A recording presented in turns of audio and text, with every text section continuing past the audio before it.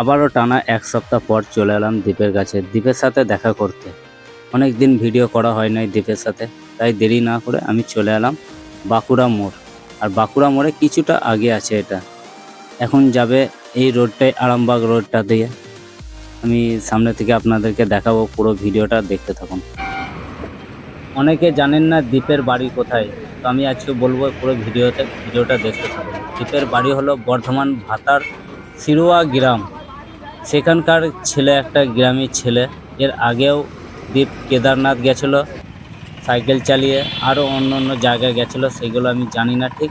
তো এগুলো ডিটেলস একদিন বলবো, তো পুরো ভিডিওটা দেখতে থাকুন।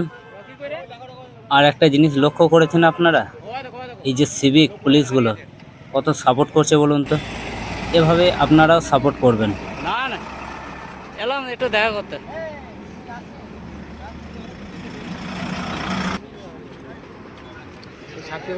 দীপ ভাইকে এখন জল তেষ্টা পেয়েছিল, তাই জল খাচ্ছে। আর এখানে একটু রুকে গেল।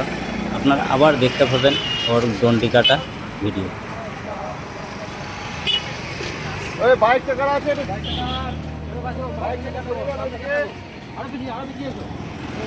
এ বোতল কিছু বল। আমার নাম আলী ভাই। বল কোথায় বাড়ি, কোথায় তোর? ঢাকাপাড়া। আলী ভাই নাম।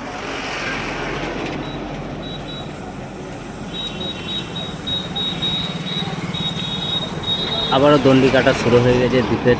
এভাবে দণ্ডি কাটতে কাটতে 2095 কিলোমিটার রাস্তা তামিলনাড়ু আদিযোগী মন্দির, সেখানে যাবে।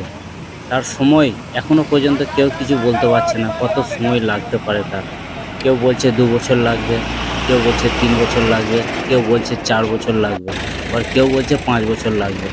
তো আপনারা একটু কমেন্টে জানাবেন অবশ্যই যে ওর কতটা সময় লাগতে পারে ওখানে যেতে। আর ও তো বেশি হাঁটতে পারছে না, খুব জোর হলো দিনে 1 কিলোমিটার, তার বেশি ও যেতে পারছে না। কারণ মানুষের ভিড় আর মানুষের সেলফি তোলা, ভিডিও করার থেকে, হাত মিলানোর থেকে ওর এর সময় আরও পেছিয়ে যাচ্ছে।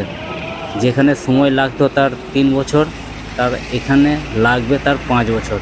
কারণ ওনাকে ঘিরে সবাই মানে সেলফি নিচ্ছে, ছবি নিচ্ছে, ফটো নিচ্ছে। 1 ঘন্টার সময়টা তার লেগে যাচ্ছে 4 ঘন্টা। তো এই জিনিসগুলো কেউ করবেন না, ওকে দাঁড় করাবেন না, ওকে এগিয়ে যেতে দিন।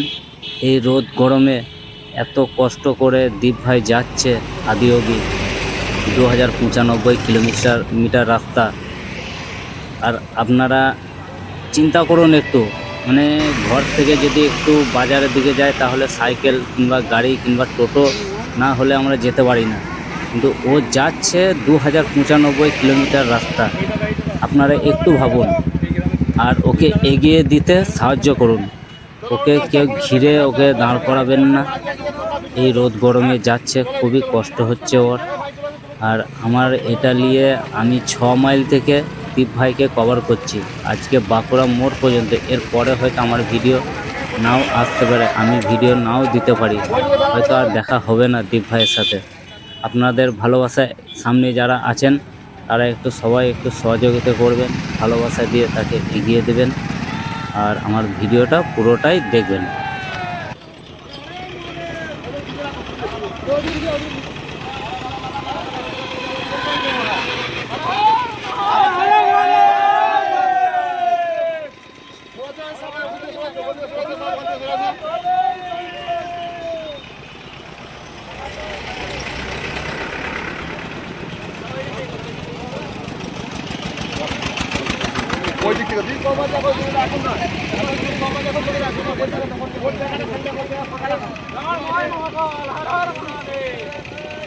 ব্যারিকেডটা সরিয়ে দাও তো। হ্যাঁ, গাড়িগুলো সরে আবার করে দেবো।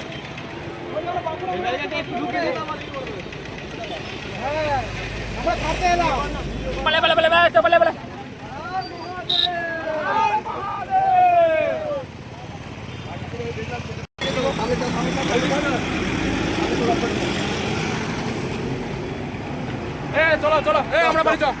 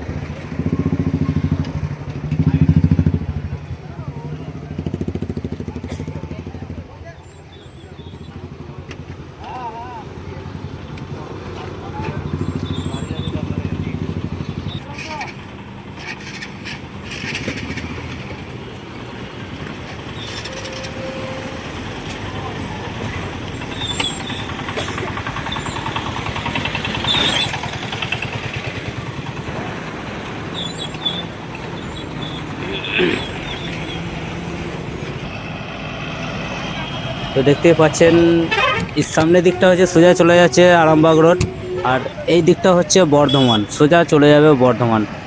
এই জায়গাটা কি নাম আমি ঠিক জানি না, চেক মোড় না কি, যা হোক একটা কিছু হবে। তো আপনারা কেউ যদি জেনে থাকেন তাহলে একটু অবশ্যই কমেন্টে জানাবেন। আর মনে হচ্ছে দ্বীপের আর আজকে আর ভিডিও হবে না, এই ভিডিওটা এখানেই শেষ করব। আর সবাই যে যেখানেই আছেন দীপ ভাইকে যে যেখানেই দেখতে পাবেন একটু সাপোর্ট করবেন, আর আমাদের চ্যানেলটাকে একটু সাবস্ক্রাইব করে অবশ্যই পাশে থাকবেন, আর আমাদের প্রতিটা ভিডিও দেখবেন।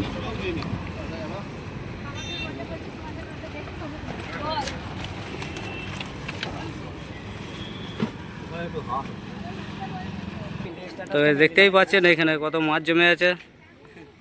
এটাকে একদিন ভাবছি, প্ল্যান করছি একদিন ধরে নেবো এই মাছগুলো। তো ভিডিওটা এখানে শেষ করে দিলাম, পরবর্তী ভিডিওর জন্য অপেক্ষা করুন, আবার দেখা হচ্ছে পরে।